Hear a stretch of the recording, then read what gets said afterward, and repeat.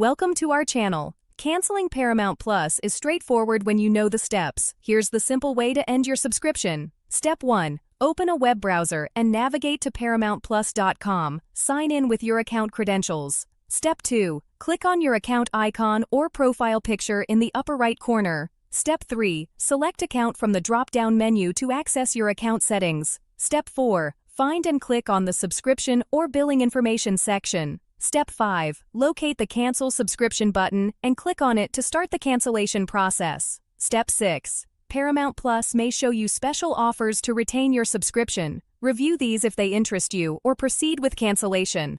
Step 7. Confirm your decision to cancel by clicking through the final confirmation screens. Step 8. Your subscription will remain active until the end of your current billing period.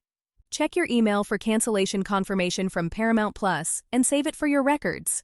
Don't forget to like this video and subscribe to our channel.